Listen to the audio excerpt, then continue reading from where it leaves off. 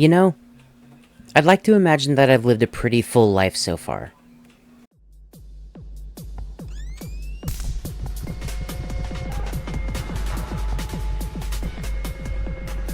I've forged many lifelong relationships with good people. Tons of unforgettable memories that will just stick with me forever. And all the experiences that I've ever had, I also just hold really close to my heart. Both the good and the bad. I'm not a person that really regrets anything. I feel like that everything happens for a reason. To get me where I am now.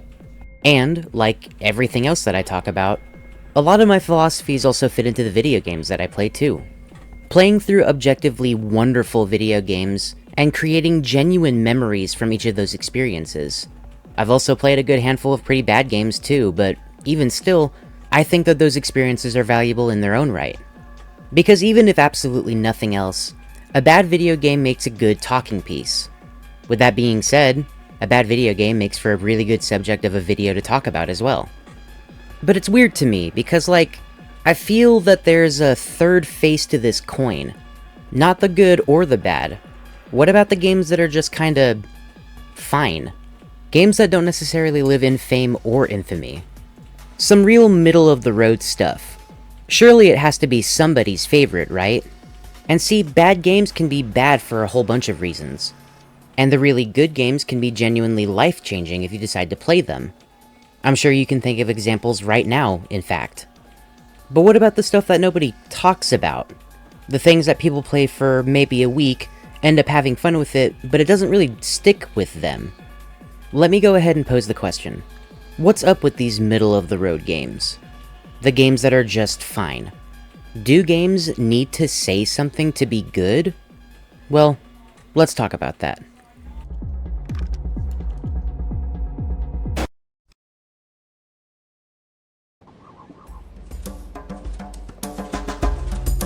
Like every video that I've ever made, I'm not trying to come up with a de facto answer. I'd like to think of these videos more as discussions for the sake of exploring topics. For me, the discussion doesn't end whenever the video runtime ends. It ends when people stop talking about it. That's why there's a Discord and the comments section and all the other stuff.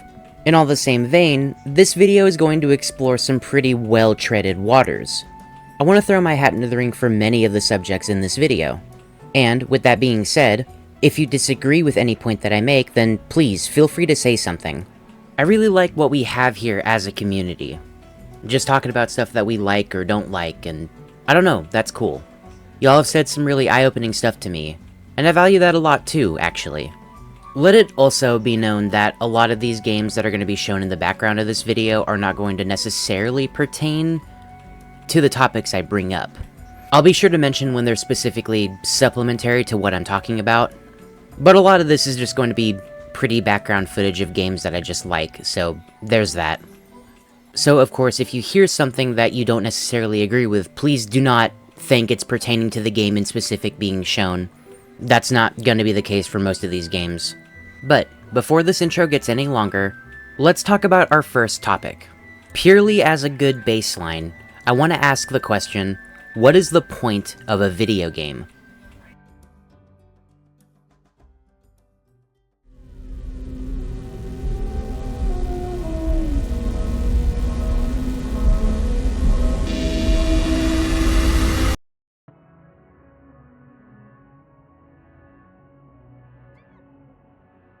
There's a large number of people who are going to have a rather nihilistic answer here, and that, of course, is that a game is supposed to make money.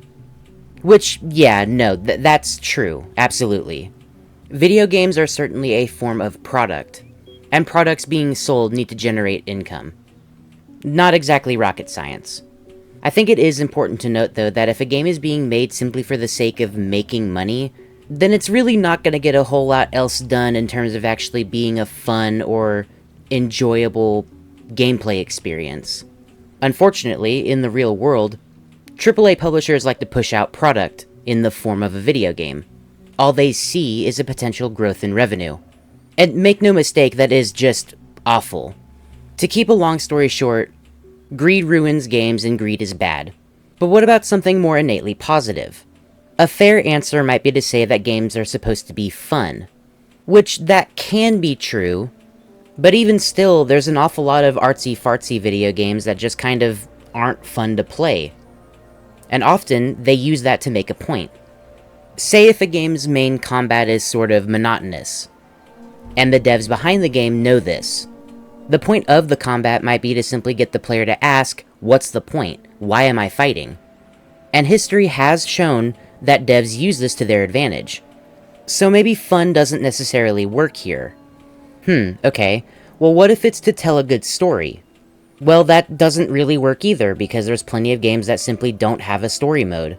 You could count like subtextual lore or something, and yeah, that could count as story, but even just beyond that, there's a whole bunch of games that simply don't have any narratives to speak of. What I would like to posit as the real point for why games are made is that games are supposed to provide an experience. I understand full well that this answer might seem a little bit like a cop-out, but if we're trying to answer the entire question surrounding every video game as a whole, I really do think this is the one other thing that remains consistent. Games are supposed to make money, for one, and secondly, they just provide an experience. Said experience can include any number of things. It could be fun gameplay, it can be gameplay that says something despite not being fun, it can tell a story. I think you get the point, there's a lot. If you continue to think about it, you might be wondering, well, what about the free games? Games that don't make any money because they just don't have any price to speak of. Well, pay can also be expressed in other ways too. I struggle to use the term paid in exposure just because that has a dirty connotation surrounding it, but if a dev is making a game and the game gives them popularity, that is a form of payment, so to speak. If they continue to move forward into their video game making escapades, then they have a backing. They have people who will anticipate what's coming up next. So on and so forth. The thing that I really want you to hang on to is the point that I made about games just being an experience. To me, if you think about any examples, this really is the one thing that remains 100% consistent. And I can go on and on about specific examples, but I'm pretty sure y'all understand by now. And hey, okay, great. We figured out this question, possibly, maybe. What was the point in even asking it in the first place? The real meat of this video is going to concern the title of the video itself. The question, in case you don't feel like reading the title again, is that do games need to say something? How do we measure a game's value? Obviously, really strong, impactful experiences will be the things that can stay with you, basically forever. But in my mind, I don't think that games necessarily need to say anything in order to get their point across. Once again, at the end of the day, games are simply experiences, playable experiences. In terms of games saying nothing at all, I'm not talking about games that don't have any written dialogue. I'm not talking about games that don't have any voice acting, or games that let you parse the story together using visuals. Those are great, and they act as unorthodox ways to tell a story. In this way, their narrative is strengthened by saying nothing at all. A picture is worth 1,000 words and all that. What I find interesting to think about, though, is that games can also go in the opposite direction. They can have hundreds of thousands of lines of dialogue despite saying nothing at all, really. No questioning of morals, or any tugging at the heartstrings, or anything like that. What if we tried to measure the worth of the video game equivalent of junk food? Because to me, I still think that there's something worthwhile there. The latest in the internet's growing number of punching bag targets seems to be Ubisoft. To say that Ubisoft's game library is messy is definitely understating it, I think. One of their crowning achievements and most popular IPs being the Far Cry series. And even then, the reception of those games can be really wishy-washy. Some people like some of the games, some people like one game in particular, and this entire IP gets a lot of flack too, for what it's worth. I want to take this time to really highlight Far Cry 5 in specific, though. In my mind, it's sort of the perfect 5 out of 10. It gets a whole bunch right, gets a whole bunch wrong, but ultimately, if you're not taking it too seriously, it is an enjoyable experience, just one that's not going to stick with you, probably.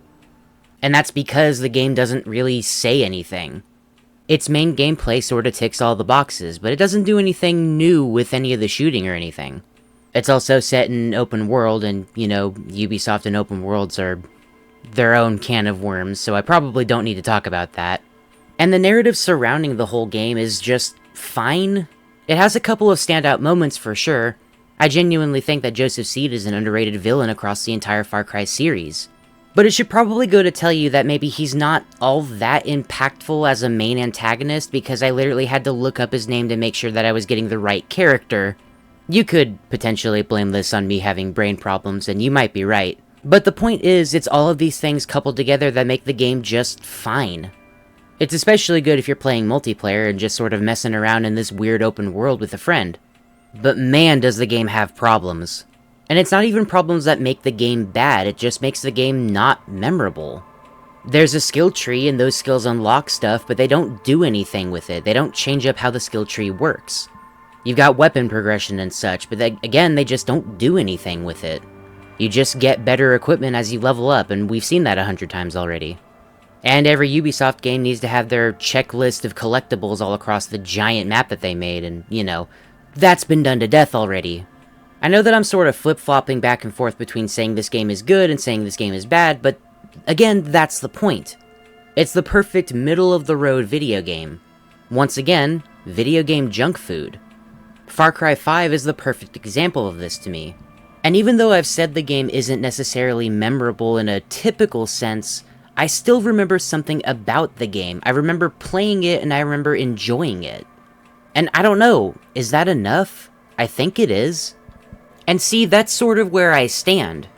I think the end goal of a video game to truly be something worth being made even, is that a game just needs to be an experience. And yeah, there's that word again. The weight of the experience doesn't really matter. What you're experiencing doesn't matter either. I don't think it's off base to say that video games are merely playable simulations of some form. And to me, that's the only real thing that a game needs to get right. All the other stuff that makes a game good is just kind of a nice bonus. A really, really nice bonus. If you find yourself as a person saying, oh well, Far Cry 5 is my favorite game of all time, you might get some lip from that from other people. What about Far Cry 3, you know, whatever, blah blah blah. But in some respect, I get it. My philosophy towards video games goes something like this. If a game is truly forgettably average, a definitive 5 out of 10, then really, to me, that game is just bad. Mediocre is bad to me. It's games like Far Cry 5 that just stretch a little bit over that 5 mark, and suddenly, the game really isn't that average. And yeah, I know that I gave Far Cry 5 a middle-of-the-road rating in a vague rating scale, but that's just to establish that the game is honestly pretty middle-of-the-road. But that doesn't have to mean that it's bad. And yeah, I know that a linear, number-based rating scale has been sort of outclassed since its inception, but I'm using it as an example. I think the game is just fine, and you know what? Fine is okay, I think. Now, with literally all of that being said, a more mentally sound video creator would obviously end the video here. But there's a little something that I haven't addressed quite yet. And, oh no, it's fading into frame right now. I'll be honest and say that I dread this discussion, but I did include it in the thumbnail, so I might as well bring it up. Between you and me, let's just count this as a double feature or a bonus part of the video. And without any further ado, let's ask the question, are games art?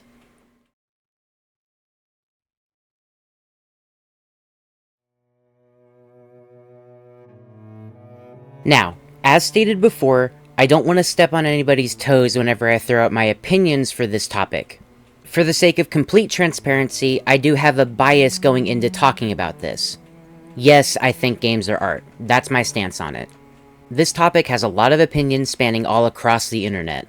And depending on what you say and who you say it to, you can get absolutely raked over the coals whenever you discuss your side of the discussion. So purely because of this, I simply ask, quite foolishly, that we're all just civil about this. I want to debate and discuss. I don't want to argue with anybody, and I don't think anybody should be arguing about this. The question in the thumbnail is a question after all. It's are games art, not that they are or are not. The other thing I'll just mention as well is that I don't have like a master's or anything in art. The only certifications that I own are a metallurgy diploma and a welder certificate, which obviously doesn't pertain to any creative avenues to speak of.